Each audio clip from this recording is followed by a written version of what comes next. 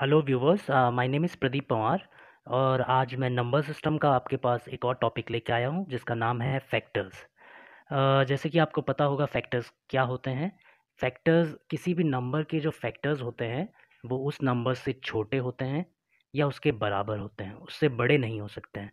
और ये वो सभी नंबर्स होते हैं जो उस गिवन नंबर को कंप्लीटली डिवाइड करते हैं। फॉर एग्ज़ाम्पल, अगर मैं कहूँ 6 के फैक्टर्स बताइए, तो 6 को डिवाइड करता है 1, 6 को डिवाइड करता है 2, 6 को डिवाइड करता है 3 और 6 को डिवाइड करता है 6। तो ये चारों चीज़ें इसके फैक्टर्स कहलाते हैं। ठीक है फ्रेंड्स? तो अभी मैं डिस्कस करता हूँ कि इसमें कौन से टॉपिक्स को कवर करेंगे। फैक्टर्स में हम 9 कैटेगरीज़ को कवर करने वाले हैं, जिसमें टोटल नंबर ऑफ़ फैक्टर्स हम फाइंड आउट करना सीखेंगे, सम ऑफ़ फैक्टर्स फाइंड आउट करना सीखेंगे, product of factors find out करना सीखेंगे, प्राइम फैक्टर फाइंड आउट करना सीखेंगे, कंपोजिट फैक्टर्स फाइंड आउट करना सीखेंगे, even and odd factors find out करना सीखेंगे। और 8 कैटेगरी है, in how many ways a number can be written as a product of its two factors. किसी भी नंबर को हम उसके दो फैक्टर्स के प्रोडक्ट के तौर पे कैसे लिख सकते हैं, कितने तरीक़ों से लिख सकते हैं। और 9th वे होगा इसका, in how many ways a number can be written as a product of its two coprime factors. कितने तरीक़ों से हम किसी नंबर को उसके दो को प्राइम फैक्टर्स के प्रोडक्ट के रूप में लिख सकते हैं। ठीक है? तो ये 9 कैटेगरीज़ हैं, हम इन्हें सीरियल वाइज़ डिस्कस करेंगे। लेकिन जो इस चैप्टर में हम डिस्कस करने वाले हैं वो है total number of factors, sum of factors and product of factors. तो स्टार्टिंग के जो 3 टॉपिक्स हैं वो हम इस लेक्चर में कवर करने वाले हैं। तो अब चलते हैं टोटल नंबर ऑफ़ फैक्टर्स की तरफ। कैसे हम total number of factors find out करते हैं। फॉर एग्जांपल मैं एक छोटा बेसिक सा एग्जांपल से स्टार्ट करता हूँ। ये जो एग्जांपल सबसे नीचे लिखा है इससे स्टार्ट करते हैं। इसमें लिखा है find the total number of factors of 16। Okay, अभी माना हमें कोई भी प्रोसेस नहीं आता है तो हम क्या करेंगे, 16 के फैक्टर्स काउंट करना स्टार्ट करते हैं। तो 16 डिविजिबल होता है 1 से, तो 1 एक फैक्टर हो गया इसका। 16 डिविजिबल होता है 2 से, तो 2 भी एक फैक्टर हो गया।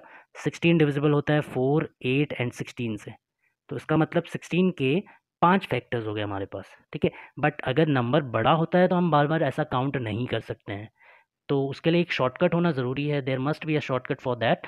और उसके लिए हमने क्या किया है, इसका एक प्रोसीजर निकाला है। सो टोटल नंबर ऑफ फैक्टर्स कैसे फाइंड आउट करते हैं। सपोज़ जो गिवन नंबर है हमने उसे n से रिप्रेजेंट कर दिया। Suppose the given number is n। तो total number of factors find out करने के लिए 2 स्टेप्स होते हैं हमारे पास। स्टेप नंबर 1 में हम सबसे पहले गिवन नंबर का प्राइम फैक्टराइजेशन करते हैं। प्राइम फैक्टराइजेशन सिंपल सी बात है, हम उस गिवन नंबर को प्राइम फैक्टर्स की फॉर्म में तोड़ देते हैं। फॉर एग्जांपल, अगर मैं 16 का प्राइम फैक्टराइजेशन करूं तो मैं उसे 2 से डिवाइड करना स्टार्ट कर दूंगा, जो कि सबसे स्मॉलेस्ट प्राइम नंबर है। सो 2 8 जा 16, 2 4 जा 8, 2 2 जा 4 एंड ऐसे डिवाइड करते करते उसका प्राइम फैक्टराइजेशन हो जाएगा 2 रेज़ टू पावर 4। ठीक है? So first step is we will be doing prime factorization. So let's suppose हमने n नंबर को प्राइम फैक्टराइज़ कर दिया और वो आ गया a raise to power x, b raise to power y and c raise to power z की form में। जहाँ पर a, b एंड c ये तीनों के तीनों प्राइम नंबर्स होते हैं और x, y, z इनकी पावर्स होती हैं जो कि रियल नंबर होने चाहिए बस। ठीक है? तो फर्स्ट स्टेप होता है हमारा प्राइम फैक्टराइजेशन करना। क्लियर? नाउ सेकंड स्टेप क्या होगा हमारा, if we want to find total number of factor. अगर मुझे total number of factor find out करने हैं तो हम हर एक पावर में प्राइम फैक्टर्स की जो भी पावर्स होंगी उनमें +1 ऐड कर देंगे। So I will be adding +1 to the powers of prime numbers and सबको मल्टीप्लाई कर देंगे।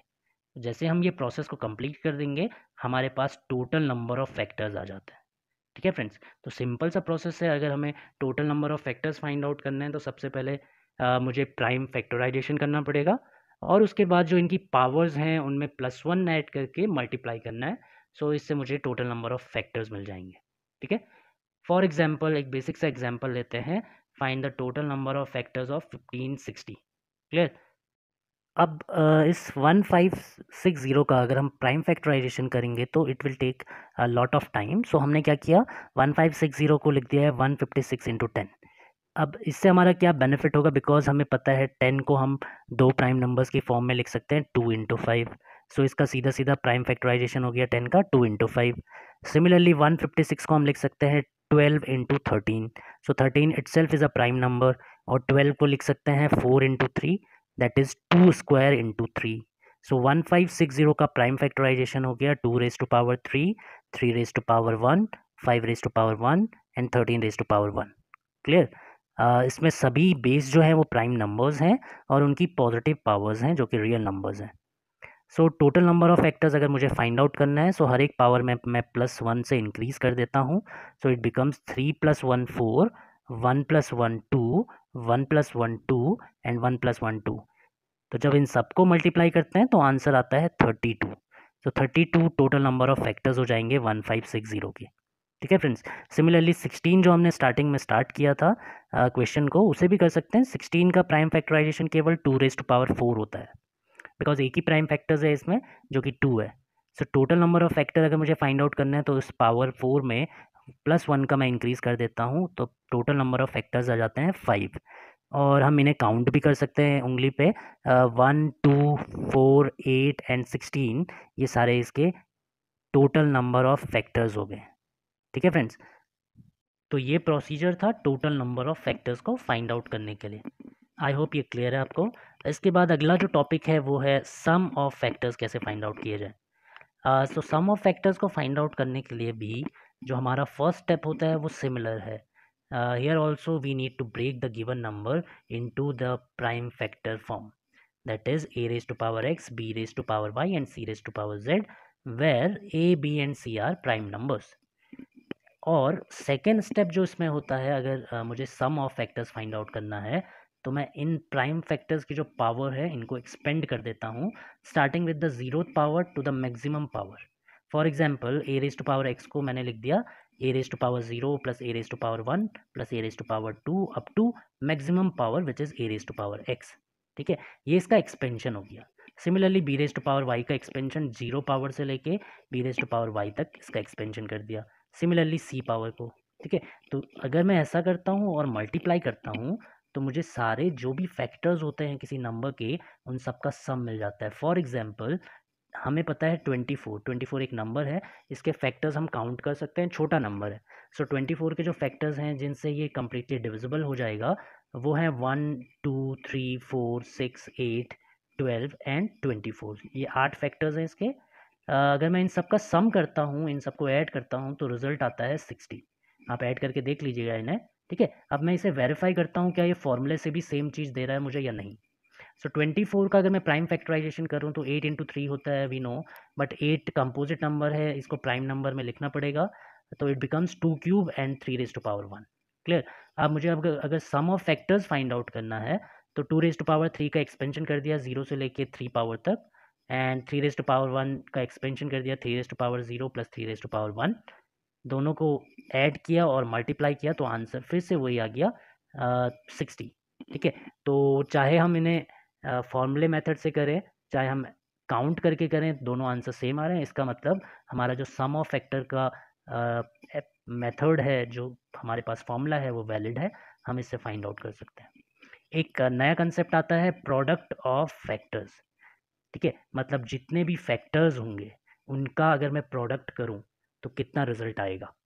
तो अगर हमारे पास जो नंबर ऑफ फैक्टर्स हैं वो इवन नंबर्स हैं, फॉर एग्जांपल एक नंबर n गिवन है और उसके नंबर ऑफ फैक्टर्स इवन आते हैं, फॉर एग्जांपल 8 6 या कोई सा भी इवन नंबर आता है, तो उस केस में जो इसके फैक्टर्स का प्रोडक्ट होता है उसके लिए एक फॉर्मूला है n raise to power total number of factor divided by 2। ये पूरा चीज़ पावर में है, तो जितने भी फैक्टर्स होंगे उनका हाफ कर लेंगे। फॉर एग्जांपल 8 फैक्टर हैं तो उसका हाफ हो गया है 4, और बेस वही नंबर रहेगा जिस नंबर का हमें प्रोडक्ट ऑफ फैक्टर निकालना है।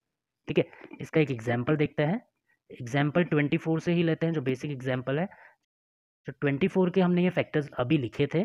फॉर एग्जांपल अगर मैं इनको मल्टीप्लाई करना चाहता हूँ सारे फैक्टर्स को, तो instead of multiplying like 1 into 2 into 3 into 4 into 6 into 8 into 12 into 24, मैं पेयरिंग कर लेता हूँ। 1 और 24 का एक पेयर बना लिया, 2 एंड 12 का दूसरा पेयर बना लिया, 3 एंड 8 का तीसरा, और 4 एंड 6 का चौथा पेयर बन गया। अगर मैं इन सबको देखूं तो ये रिजल्ट मिलता है 24 24 24 एंड 24। इसका मतलब आंसर आया 24 टू द पावर 4। और अगर मैं फॉर्मूले मेथड से देखूं तो फॉर्मूला भी मुझे यही आंसर देगा n raise to power total number of factor divided by 2। So total number of factors है यहाँ पर 8/2 4 आएगा, और बेस वही नंबर रहेगा जो गिवन था, जिसका मुझे product of factor find out करना था। तो 24 इसका आंसर आ गया। सिमिलरली आप 30 के लिए भी चेक कर सकते हैं, इसमें भी सेम आंसर आएगा 30 4। ठीक है फ्रेंड। बट अगर ये ऑड नंबर होंगे, for example total number of factors हमारे पास ऑड आ जाएं, तो उस केस में हम क्या करेंगे? तो ऑड नंबर ऑफ फैक्टर्स हमेशा हमारे पास परफेक्ट स्क्वायर नंबर के लिए आते हैं। फॉर एग्जांपल एक छोटा सा एग्जांपल लेते हैं, 16 के 5 फैक्टर्स होते हैं, 1 2 4 8 एंड 16। ये एक परफेक्ट स्क्वायर नंबर है। अगर मैं इसका प्रोडक्ट करूँ तो 1 और 16 का तो एक पेयर बन जाएगा, 2 और 8 का एक पेयर बन जाएगा, लेकिन 4 वैल्यू एज इट इज़ रह जाएगी, उसका पेयरिंग नहीं बन पाएगा। तो इस वैल्यू को हम ऐसे लिख सकते हैं 16 स्क्वायर इंटू 4, और 4 जो है वो अंडर रूट ऑफ 16 है।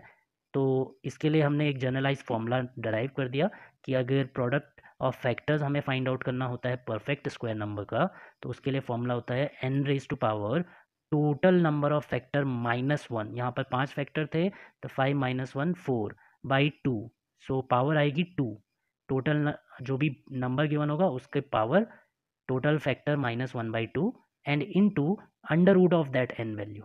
ठीक है। तो ये फाइंड आउट करने के लिए जब परफेक्ट स्क्वायर नंबर गिवन होता है। ठीक है।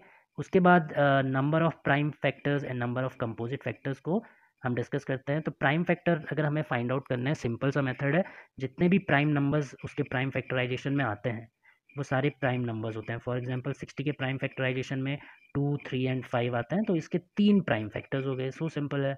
और अगर कंपोजिट फैक्टर निकालना है तो टोटल नंबर ऑफ फैक्टर्स में से प्राइम फैक्टर्स को अगर मैं माइनस कर दूं और उसमें से 1 भी माइनस कर दूं, तो हमारे पास कंपोजिट फैक्टर आ जाएंगे। अब 1 माइनस हम यहाँ पर क्यों कर रहे हैं? बिकॉज 1 ना तो प्राइम होता है ना कंपोजिट। ठीक है फ्रेंड्स। अब अभी के लिए इतना ही। Thank you so much.